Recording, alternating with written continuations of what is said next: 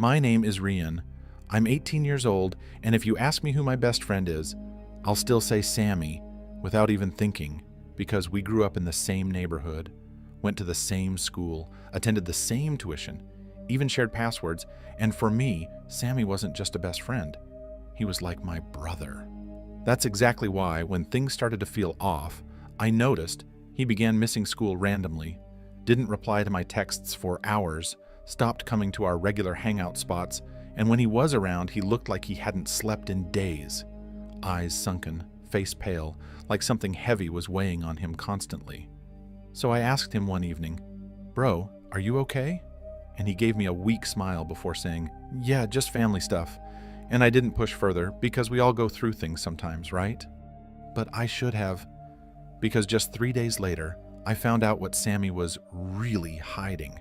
It all started with a call. A Sunday afternoon, I was home alone, casually watching football highlights, when suddenly my phone buzzed, and I saw it was an unknown number. I picked up without thinking, and a deep voice, quiet but firm, spoke. "Tell Sammy we need it back." I blinked in confusion. "What?" But the voice didn't repeat, just one final line. "He's out of time." And then the line went dead. Click. I stared at the screen, completely confused, and instantly called Sammy. No answer. Tried again. Straight to voicemail. So I did what any best friend would do. I grabbed my bike and rushed to his house.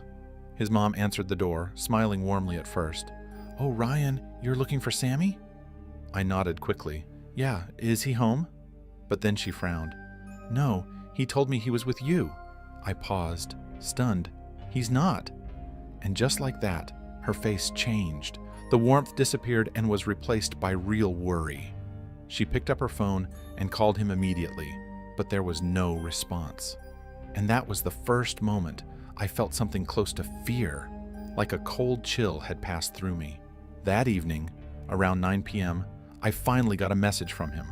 One single line, "Don't get involved, please." That's when I knew something was seriously wrong. I texted back 10 times, called again and again, but nothing. The next day at school, Sammy didn't show up. Neither did he the day after that. And then, on Wednesday, I got a DM from a burner Instagram account.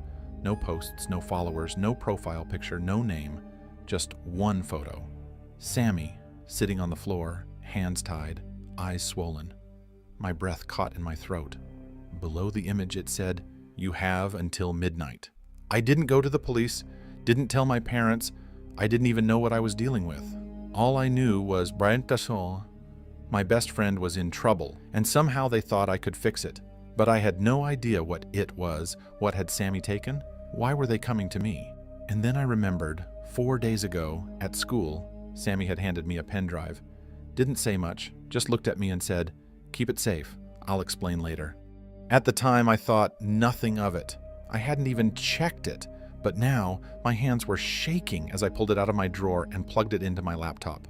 Inside, there was just one folder, password protected, named DB Backup 001. I didn't know the password. I tried the obvious stuff. Sammy one password, even his birthday, but nothing worked. I was just about to give up when I remembered something from way back in 9th grade.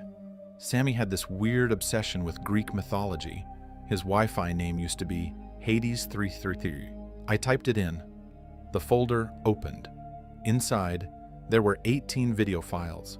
No titles, just timestamps. I clicked the first one. It looked like a hidden camera. The angle was tilted from the corner of a small room, low resolution, but clear enough. 2 men were arguing. One of them was Sammy. The other I had never seen before, older, aggressive, with a tattoo on his neck. "Where's the copy?" the man shouted. "I told you I don't have it," Sammy replied. Slap hard. The man leaned in. "If you try to play smart, we'll bury you before the weekend." I paused the video, heart racing, and clicked another one. Different day, same room. This time, Sammy was alone, looking straight into the camera. I don't know if I'll get out of this. I copied their files. All of it. Transactions, names, footage. If anything happens to me, give this to the police or a reporter. Just make it count. I couldn't believe what I was hearing. Sammy had stolen evidence from some kind of underground operation, something big, something dangerous. And now they thought I had it. And they were right, because by accident, I did. At 11 p.m., my phone buzzed again. Same unknown number. "You have 1 hour left." I texted back immediately. "I have it. Proof. I just want my friend back." No reply. I knew I had to do something, but where would I go? Who could I trust? I grabbed the pen drive, threw on a hoodie, and left my house with my bike. There was only one place that felt even slightly neutral, the old railway parking lot. It was always abandoned after 9 p.m. No cameras, no people, just space. I sent them a message. "Meet me at the old train lot. Alone. Midnight." They replied, with a location ping. At 11:58 p.m., I stood under a busted street lamp, holding the drive tight in my palm. A car pulled in. Same silver sedan from the photo. 2 men stepped out. One of them, the guy from the video, the one who slapped Sammy, walked toward me. "You, Rian?" he asked. I nodded. "Where's Sammy?" He opened the back door. Sammy was inside, barely conscious, but alive. His eyes met mine, bloodshot and tired. The man held out his hand. "Give it." I stepped forward and tossed the pen drive at his feet.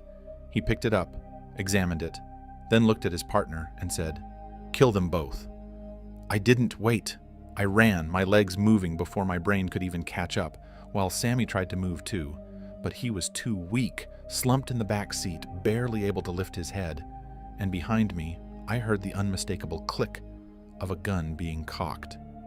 A shot whizzed past my left shoulder.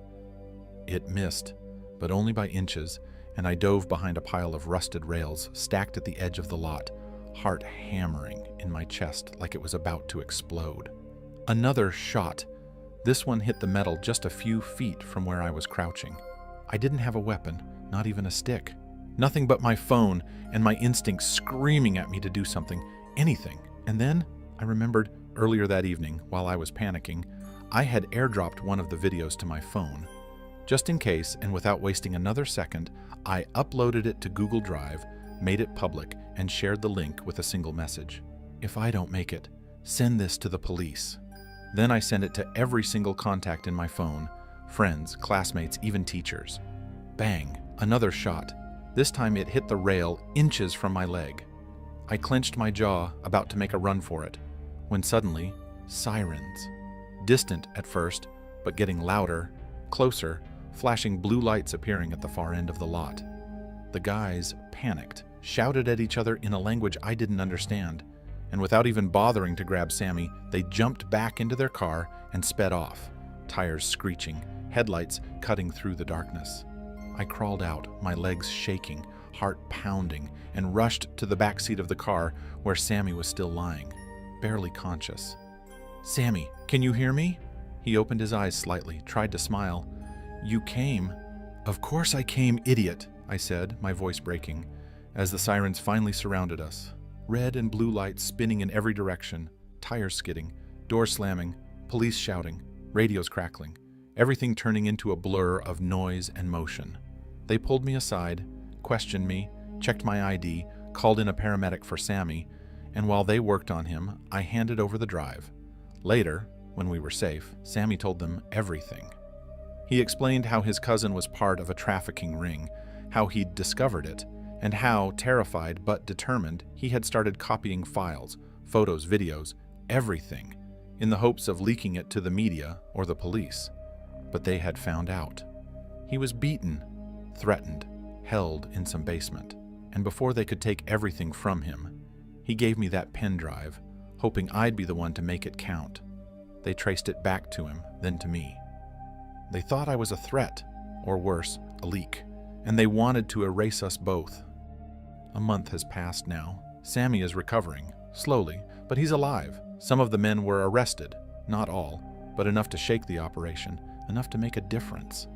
We're both still scared sometimes, like when the doorbell rings unexpectedly, or when our phones light up with unknown numbers. But we survived. And more than anything, I've learned something real, something that no movie, no school, no book ever really teaches you. Sometimes, Friendship means walking straight into fire. Sometimes it means risking everything. No hesitation, no logic, just heart. And sometimes it's the only reason you make it out alive. I never liked working the late shift, but money was tight, and my manager said the 10 p.m. to 4 a.m. block paid extra. So I agreed, just for the weekend. The job was at a 24-hour diner, way out on the edge of town. Nothing fancy, a greasy little place called Billy's Grill. Most nights I took orders, wiped tables, and poured steaming coffee for tired truckers.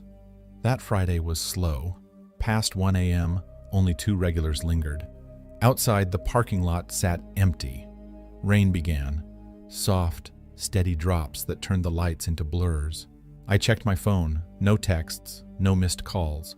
Home was barely a 10-minute walk, and I still didn't own a car. At 2:30 a.m., the last customer left. Tony, the cook, started shutting down the kitchen. I was refilling napkin holders when the front door swung open. A man walked in, soaking wet. No umbrella, no coat, just a hoodie and jeans. Something felt off. He didn't choose a booth or stool. He just stood near the door, scanning the room. I gave him my customer service smile. "Hey there, just coffee?" He looked up, skin pale, lips dry. "Yeah, sure." I poured him a cup, set it down. He didn't touch it. His eyes jumped. Window, clock, me.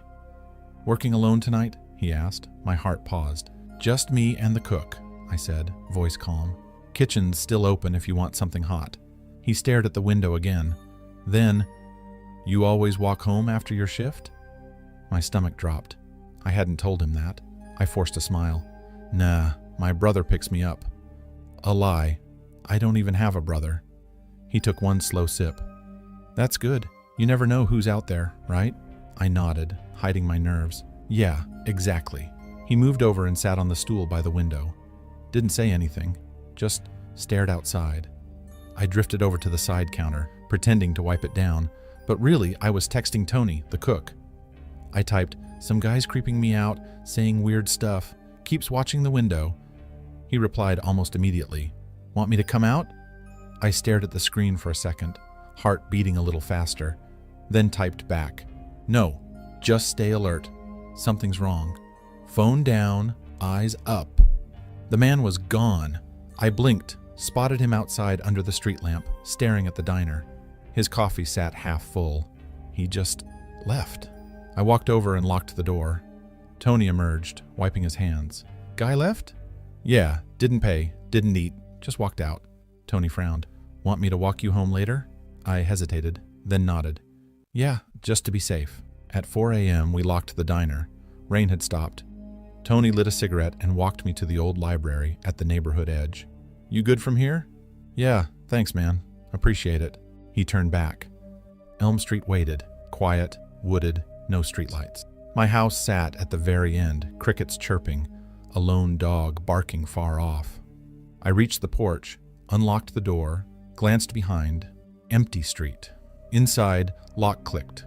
Lungs exhaled. Safe. Or so I thought. Kitchen first, poured water, tried to unwind, then froze. The back door lock sat turned halfway, not fully secure. I never leave it like that. I snapped it shut, gripped a knife. Room to room I went. Windows, closets, shower curtain, nothing. Maybe I forgot. Maybe I was just tired. But the feeling clung. By 5:15 a.m., I finally crawled into bed, eyes closing when, bang! A thunderous crash downstairs. I bolted upright. Another bang at the back door. I held my breath, listening. A third hit, wood, creaking. Someone was breaking in. No time to think. I grabbed my phone and knife, crept into the hall. Bedroom sat upstairs. A linen closet waited at the end. I slipped inside, shut the door, dialed 911. Voice shaking, I whispered, "Someone's in my house. I think it's the guy from earlier." The dispatcher told me to stay hidden. Officers were 5 minutes away. Footsteps followed. Slow, careful, climbing the stairs. They stopped outside the closet. Silence. Then a hissed whisper. "You shouldn't have lied about your brother." My heart plunged. Seconds dragged, then the steps retreated. I didn't move until flashing lights filled my windows. Police dragged him from the downstairs laundry room. Knife and duct tape sat in his backpack. He said, "I looked like someone easy." They cuffed him on the spot. Turns out he'd watched me for weeks. Saw me walking home, learned my routine, knew I lived alone. The diner cameras had his face. The evidence was ironclad. I don't work graveyard shifts anymore, and I never walk home alone. Even now, chills crawl up my spine, thinking what would have happened if I hadn't locked the front door, or noticed the back lock turned halfway. But that night taught me one thing. You can't control the monsters outside, yet you can be ready for them, or... I never thought that a simple Friday night would turn into the most unsettling experience of my life. But sometimes, fate doesn't give you a warning before it knocks. My name is Ryuk. I'm 22, and I live in a quiet neighborhood in a small town. My apartment is on the third floor of a modest building, overlooking a narrow street lined with old trees and parked cars. Most of my evenings are routine. Study, watch something, maybe cook a late dinner, and call it a day. But that Friday was different. It was around 9:30 p.m. I was finishing a paper for my college project, the kind that was due the next morning. The living room was dimly lit by a desk lamp. Outside, streetlights flickered faintly through the trees. The only sounds were the occasional distant car and the soft hum of my laptop. My apartment windows face a small courtyard with other buildings around it. From my vantage point, I could see the neighboring block's second-floor balcony pretty clearly, especially since the apartments opposite have sliding glass doors and no curtains. I often found it a bit intrusive, but that night, I wasn't thinking about privacy. I was just trying to wrap up my work. At around 9:45 p.m., I noticed a figure on the balcony opposite. A man. He was pacing back and forth, talking on his phone. The glow of the phone illuminated his face just enough for me to catch a few details.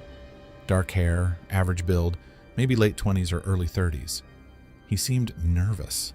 His voice was low, but I caught snippets. "Yeah, I told you. Tonight's the night." No, she doesn't suspect anything yet. I'll handle it." The way he spoke, I could tell this wasn't a casual chat. It sounded tense, urgent. My curiosity got the better of me.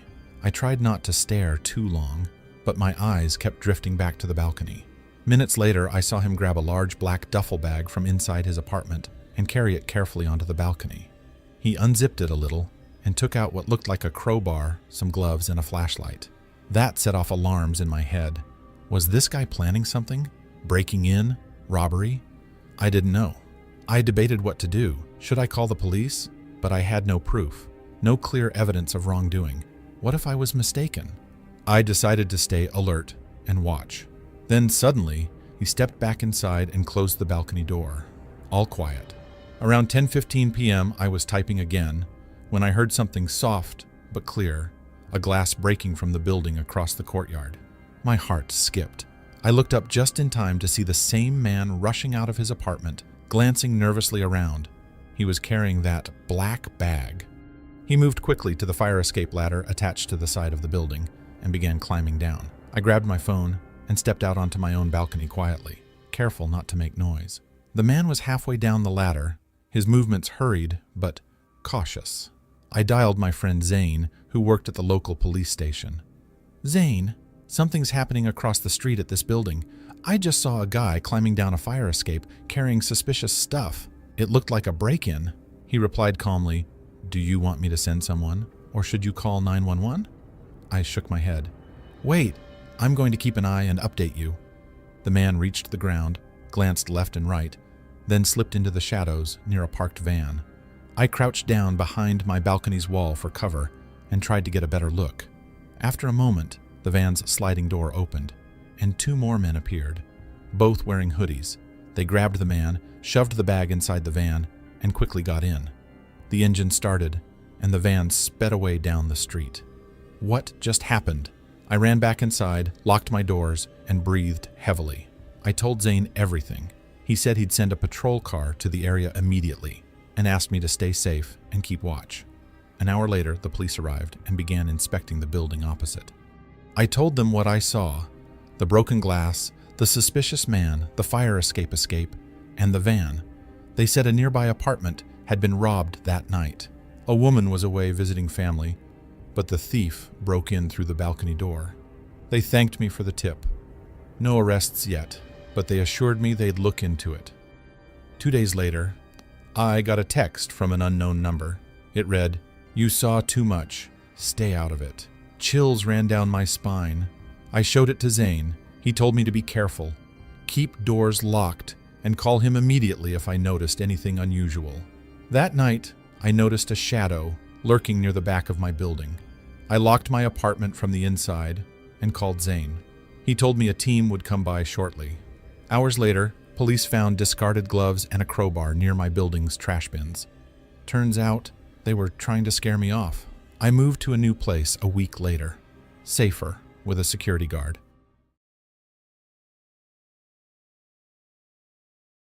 My name is Ryan. I'm 20. I do food deliveries part-time for a local app called Snapcart.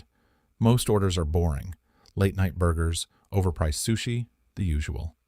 But on Thursday night, I got an order that didn't feel right from the very beginning. It was 12:36 a.m. I had just finished my last delivery and was about to head home when one final order popped up.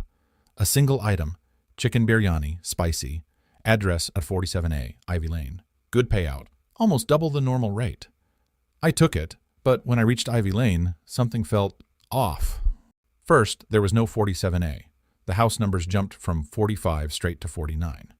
I checked the GPS again, still blinking over an empty lot, overgrown, fenced off, with an old broken mailbox. No lights, no buildings, no people. I called the number listed on the order.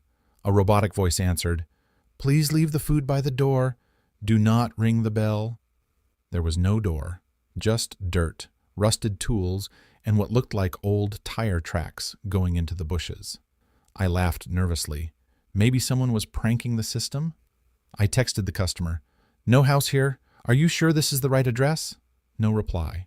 I was about to cancel the order when I noticed something. Just across the street, an old single-story house had its porch light turn on, like it sensed me. A curtain shifted inside the window. Then my phone buzzed again. New message. "You're at the wrong side. Come to the back alley." Back alley? I didn't like this, but I was tired. I thought maybe it's just a weird house layout.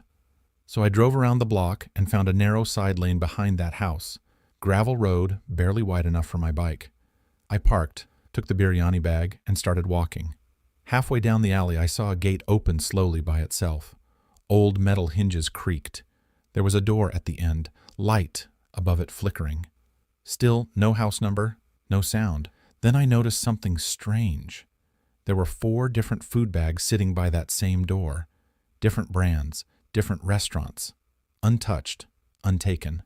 And just as I realized that, I heard footsteps behind me. I turned instantly. No one. The alley was empty, but now my bike's headlight was on, even though I'd turned it off. I felt something shift in my gut. I dropped the bag, turned back. And the door was open. Only darkness inside, not a single sound. I backed away slowly, and then a voice from inside said, "Leave it and don't look back." That was it. No shouting, just calm. Controlled. Male. I didn't wait. I walked backward till I reached my bike, never turning around. I started it and drove straight back to the city. At 2:30 a.m., I reported the order as undelivered, location unsafe. Didn't expect a reply. But 5 minutes later, I got a call from the Snapcart office. The guy on the line said, "Thanks for flagging that. That address has been blacklisted before. You were the 5th rider this week to go there." I asked, "Then why was it still live on the system?" He went quiet, then replied, "Glitch? We're fixing it now." I never got another order from Ivy Lane again, and I don't take alley deliveries anymore. The next day, I saw a news article shared in a local group. Authorities investigating illegal setup in old Ivy Lane property, connected to food delivery scams and possible assaults. Several delivery bags found owned untouched near a rear exit. They didn't release much info, but it said one person was arrested. I don't know what would have happened if I'd stepped inside that door, but I didn't. And that's enough for me.